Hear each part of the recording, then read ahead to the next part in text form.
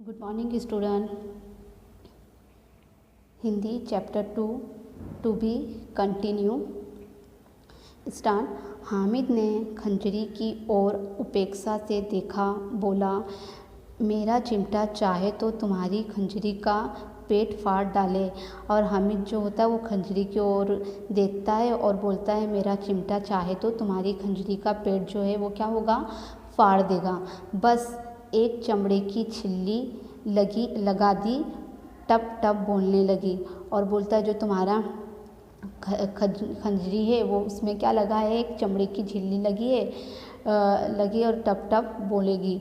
ज़रा सा पानी लग जाए तो ख़त्म हो जाए, और अगर उसके ऊपर ज़रा सा पानी लग जाएगा तो वो ख़त्म हो जाएगा। मेरा बहादुर चिमटा आग में, पानी में, आंधी में, तूफ़ान में बराबर डटा रहेगा। और मेरा जो चिमटा है इतना बहादुर है कि आग में, पानी में, आंधी में, किसी में, तूफ़ान में, कहीं भी रखो वो बराबर से उसका सामना करेगा। चिमटे ने सभी को मोहित कर लिया। जो चिमटा था उसने सबको अपनी तरफ आकर्षित कर लिया। लेकिन अब पैसे किसके पास धरे हैं, और अब तो पैसे भी किसी के पास नहीं हैं। फिर मेले से बहुत दूर निकल आए हैं, और जो वो मेले में गए थे वहाँ से बहुत दूर यानी अपने घर के करीब आ गए थे। धूप तेज़ हो रही थी और धूप भी बहुत तेज़ थी। घर पहुँचने की जल्दी है और सब सोच रहे हैं कि जल्द से जल्द हम घर पहुंच जाएं। बड़ों से जिद करें तो भी चिमटा नहीं मिल सकता, और अगर हम बड़ों लोग से भी जिद करते हैं अपने से तो उनको चिमटा नहीं मिल सकता, क्योंकि वो जो मेले से थे वो मेले में से बहुत आगे निकल गए हैं। हामिद है बड़ा चालाक, इसलिए उसने अपने पैसे बचा रखे थे। और जो उसके दोस्त थे वो कहते हैं, हामिद तो बहुत चालाक है, इसने तो अपने पैसे इसीलिए बचा के रखे थे। और औरों ने 3-3, 4-4 आने पैसे खर्च किए पर कोई काम की चीज़ ना ले सके। और जो सभी थे, कितनों लोग ने 3-3, 4-4 पैसे खर्च किए, लेकिन किसी ने कोई काम की चीज़ नहीं लिया। हामिद ने 3 पैसों में रंग जमा लिया, और हामिद जो था वो 3 पैसे उसके पास थे लेकिन उसने रंग जमा लिया। सच ही तो है, खिलौनों का क्या भरोसा। और सच बात तो है कि खिलौनों का क्या भरोसा, वो टूट फूट जाएंगे। हामिद का चिमटा बना रहेगा बरसों तक, और जो खिलौने रहेंगे वो तो क्या है, टूट फूट जाएंगे। और हामिद ने जो चिमटा खरीदा है वो तो बरसों तक उसके पास रहेगा। मोहसिन ने कहा, ज़रा अपना चिमटा दो, हम भी देखें। तुम हमारे भिस्ती लेकर देखो। और जो उसका दोस्त मोहसिन रहता है हामिद का, वो कहता है, ज़रा अपना चिमटा दो कि हम भी उस चिमटे को देखें, और तुम मेरा भिस्ती लेकर देखो वो कैसी है, और मैं तुम्हारा चिमटा लेकर देखता हूँ। महमूद और नूरे ने भी अपने अपने खिलौने पेश किए, और महमूद और नूर ने भी हामिद को अपना अपना खिलौना दिया। और देखने के लिए हामिद को इन शर्तों को मानने में कोई आपत्ति ना थी, और हामिद जो था उनको इन सब बातों के उनका कहना मानने के लिए उनको कोई दिक्कत भी नहीं थी। चिमटा बारी बारी से सबके हाथ में गया, और उनके खिलौने बारी बारी से हामिद के हाथ में गए। कितने खूबसूरत खिलौने थे।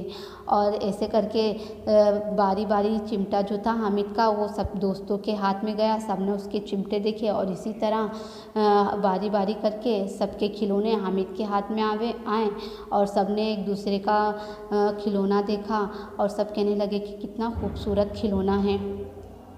रास्ते में महमूद को भूख लगी, उसके बाप ने केले खाने को दिए।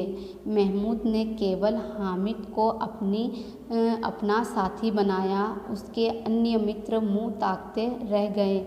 यह उस चिमटे का प्रभाव था।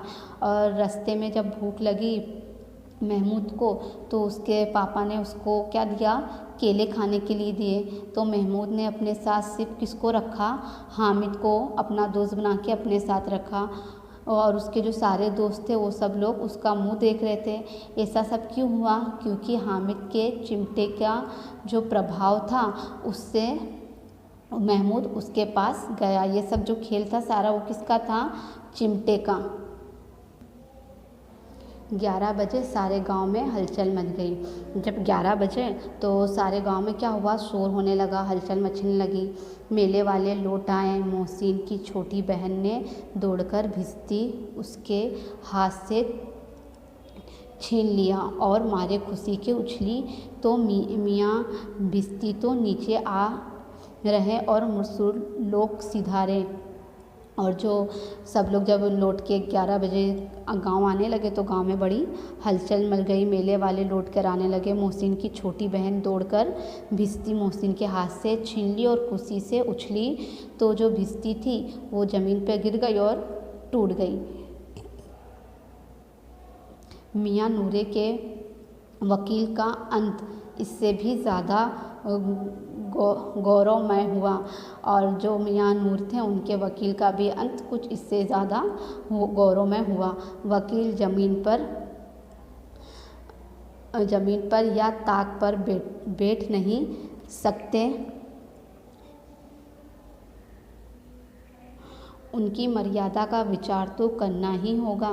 दीवारों में दो खूंटियाँ गाड़ी गई। उन पर लकड़ी का एक पटारा रखा गया। पटारे पर कागज़ का एक कालीन बिछाया गया। जो वकील ज़मीन पर या ताक पर बैठ नहीं सकता था उसके लिए मर्यादित विचार तो करना ही होगा। दीवार पर 2 खूंटियाँ गाड़ी गई। उन पर लकड़ी का एक पटरा रखा गया। पटरे पर कागज़ का कालीन बिछाया गया। वकील साहब राजभोज की भांति सिंहासन पर बिराजे और जो पाटिया था उसके ऊपर वकील को बिठाया गया। नूर ने उन्हें पंखा झलना शुरू किया और जो उसने अपने खिलौना वकील ख़रीदा हुआ था उसके क्या करा?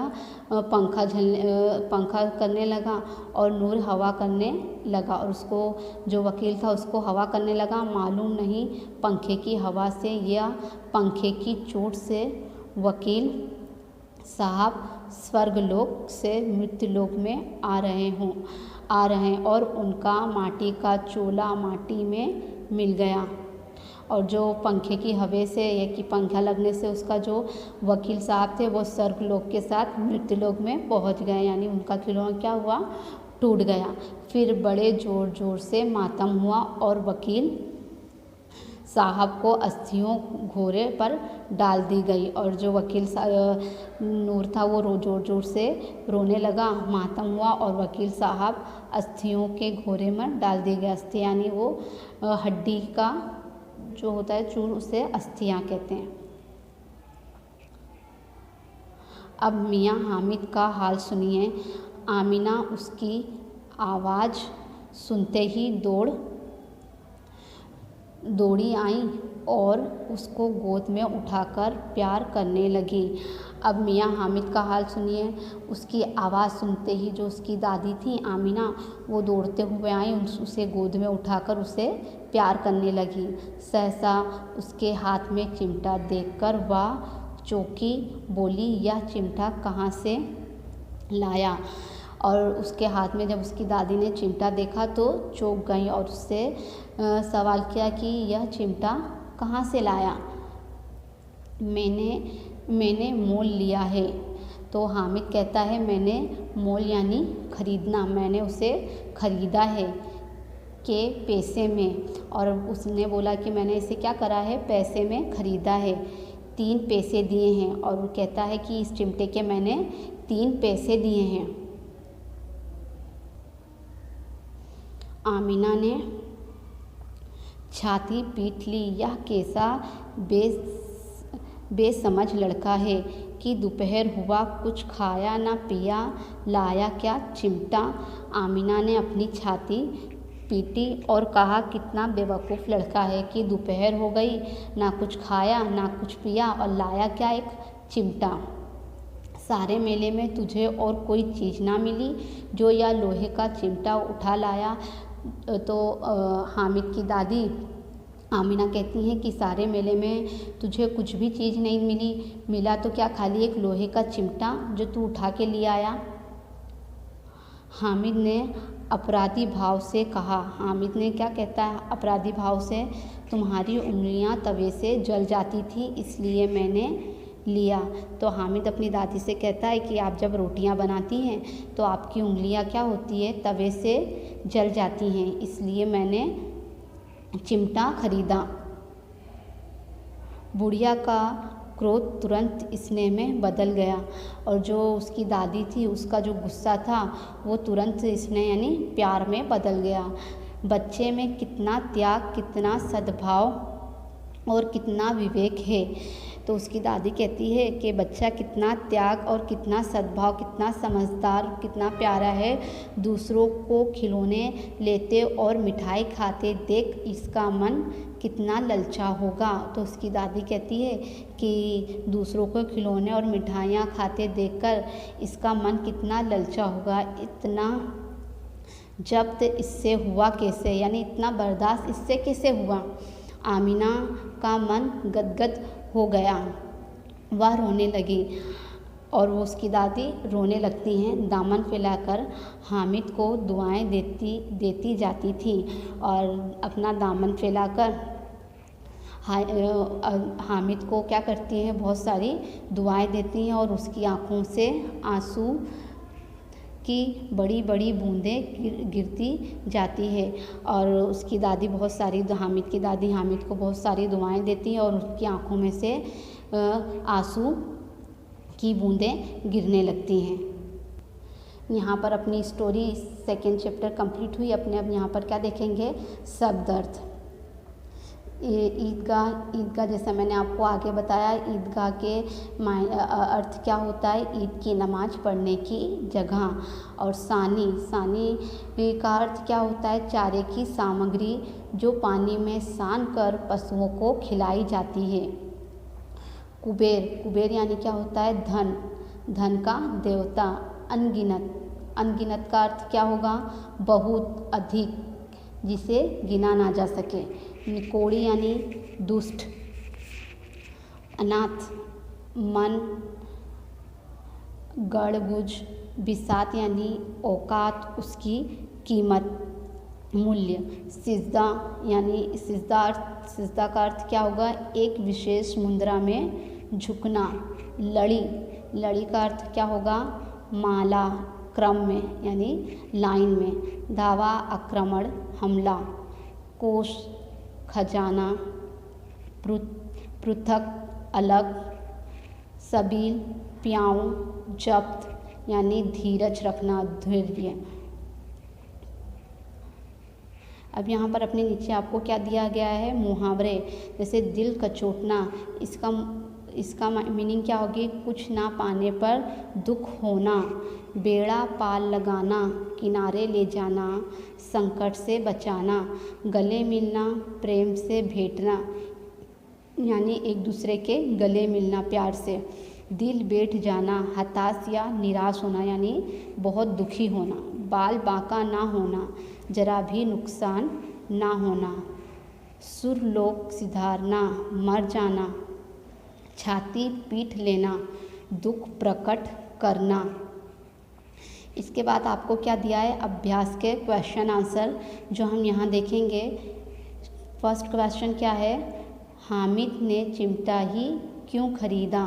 तो इसका आंसर क्या है, हामिद ने चिमटा ही क्यों खरीदा था। तो इसका आंसर है, हामिद ने लोहे की दुकान पर चिमटा देखकर ख्याल आया कि दादी के पास चिमटा नहीं है।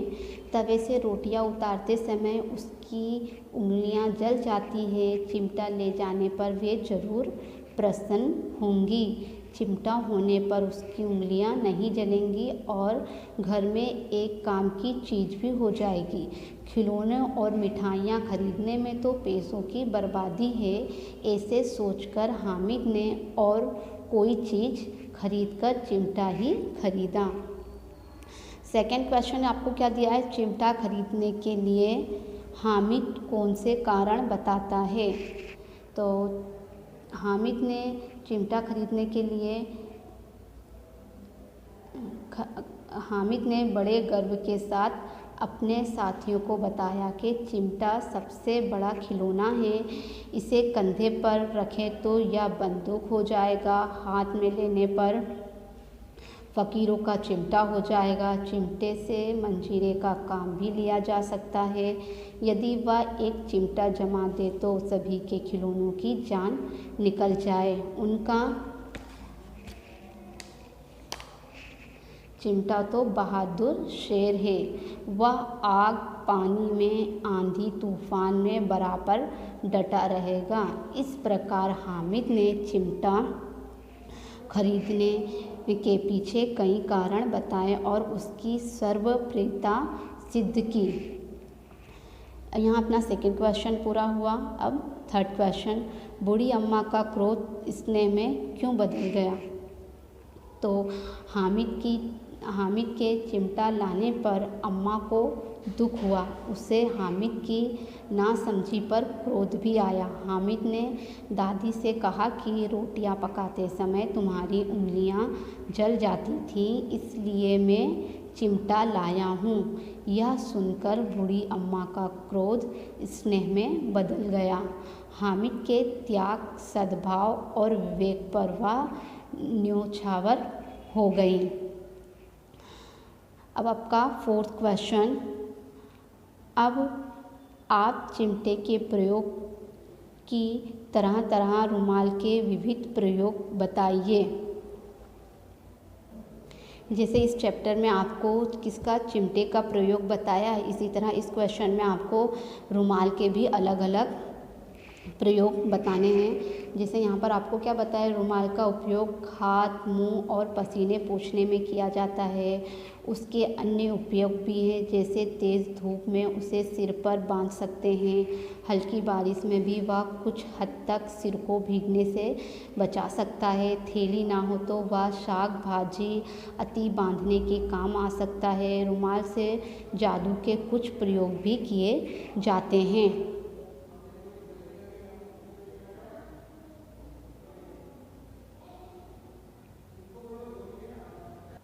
अब अभ्यास के बाद अपने स्वाध्याय के क्वेश्चन आंसर देखेंगे, जिसमें फर्स्ट क्वेश्चन क्या है, रोज़े के दिन मुसलमान क्या करते हैं? तो रोज़े के दिन सूर्योदय से सूर्यास्त तक कुछ भी ना खाने पीने के को अर्थात उपवास को रोज़ा कहते हैं। रोज़ा मुसलमानों का एक मजहबी फ़र्ज़ है। सेकेंड क्वेश्चन, फर्स्ट यहाँ पर आपका कंप्लीट हुआ। अब सेकेंड क्वेश्चन में क्या पूछा है, रमज़ान ईद के दिन मुसलमान लोग कहाँ जाते हैं? तो रमज़ान ईद के दिन मुसलमान नमाज़ पढ़ने के लिए ईदगाह जाते हैं। जैसा आपको ये चैप्टर में बताया गया है कि ईद की नमाज़ पढ़ने के लिए लोग ईदगाह जाते हैं। अब थर्ड क्वेश्चन, दुकानों में कौन कौन से खिलौने मिल रहे थे? दुकानों में सिपाही, गुजरिया, राजा, वकील, भिश्ती, धोबिन, आती, मिट्टी के खिलौने मिल रहे थे। स्वाध्याय में आपको फर्स्ट क्वेश्चन में क्वेश्चन आंसर दिए थे। सेकंड में आपको दिया है पेंसिल में लिखित शब्दों को समानार्थी और विरोधी शब्द लिखिए। आपको यहाँ पर अलग अलग शब्द दिए हुए हैं, शीतल, प्रसन्न, गरीब, अंधकार, स्नेह और पुरानी। इसके आपको समानार्थी और विरोधी शब्द लिखना है। जैसे शीतल है, शीतल का समानार्थी शब्द क्या होगा? ठंडा और विरोधी उष्ण। प्रसन्न का समानार्थी शब्द होगा खुश और उसका विरोधी होगा खिन्न। गरीब का समानार्थी शब्द होगा दीन और विरोधी अमीर। अंधकार का समानार्थी शब्द अंधेरा और उसका विरोधी प्रकाश।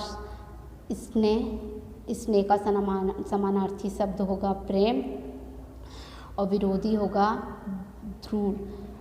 पुरानी का समानार्थी होगा प्राचीन और विरोधी होगा नई।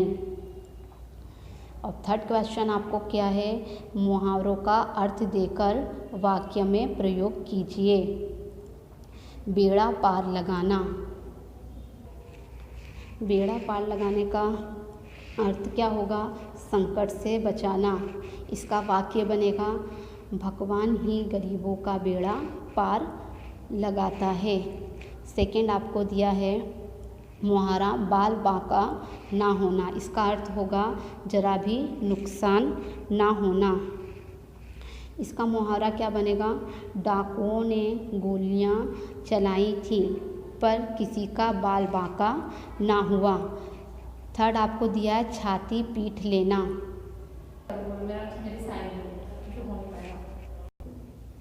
छाती पीट लेना, दुख प्रकट करना। बेटा गुस्से में आकर चला गया तो माँ ने छाती पीट ली। लास्ट आपको दिया है दिल चीरना। दिल चीरने का अर्थ क्या होगा, बहुत दुख पहुँचना। बेटे की बुरी करतूतों ने माँ का दिल चीर दिया। फोर्थ क्वेश्चन में आपको क्या दिया है, रूपरेखा के आधार पर कहानी पूर्ण कीजिए। आपको यहाँ पर अलग अलग पॉइंट्स दिए हुए हैं। इसके ऊपर से आपको क्या करना है, इस कहानी को कंप्लीट करना है।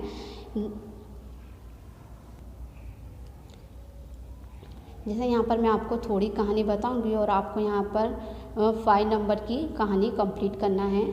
तो आपकी कहानी यहाँ से स्टार्ट होती है। किसी नगर में 2 स्त्रियां पास पड़ोस में रहती थी। उनमें एक स्त्री बड़ी चालाक और झगड़ालू थी, उसके कोई संतान नहीं थी। दूसरी स्त्री बड़ी सरल और मिलनसार थी, उसका एक बेटा था। एक बार संतान वाली स्त्री अपने बच्चे को घर में अकेला छोड़कर बाहर गई हुई थी। मौका पाकर निशांत स्त्री बच्चों को पालने से उठाकर ले गई, फिर वह फौरन बाहर चली गई। बच्चे के गुम हो जाने पर बच्चे की माँ बहुत दुखी हुई। उसने किसी तरह अपनी चोर पड़ोसिन का पता लगाया और उसके पास जाकर अपना बच्चा मांगा। तब उसने कहा, यह मेरा बेटा है, माँ ने दूंगी, जो चाहे सो कर ले। दोनों में खूब झगड़ा हुआ। तब लोगों ने उन्हें न्यायालय में जाकर झगड़े का निपटारा करने की सलाह दी। आखिर दोनों स्त्रियां न्यायाधीश के पास पहुंची। बच्चे पर दोनों का एक साथ दावा देखकर न्यायाधीश ने अपनी कर्मचारी को आदेश दिया, इस बच्चे के 2 बराबर टुकड़े करो और एक एक दोनों स्त्रियां को दे दो। न्यायाधीश का फैसला सुनकर निसंतान स्त्री तो चुप रही, पर बच्चे की माँ रोकर कहने लगी, हुजूर, आप बच्चे को मारिए मत, चाहे तो उसे ही सौंप दीजिए। इस तरह मेरा बेटा जीवित तो रहेगा। चतुर न्यायाधीश फौरन समझ गया कि दोनों में सच्ची माँ कौन है। उसने सच्ची माता को उसका बच्चा सौंप देने और निसंतान स्त्री को हिरासत में लेने का हुक्म दिया। तो इस कहानी से हमें क्या सीख मिलती है कि आखिर सत्य ही की विजय होती है। इसी तरह आपको क्वेश्चन 5 में पॉइंट्स दिए हुए हैं, इसी के ऊपर से आपको कहानी कंप्लीट करना है। यहाँ पर आपका हिंदी का 2nd चैप्टर कंप्लीट हुआ।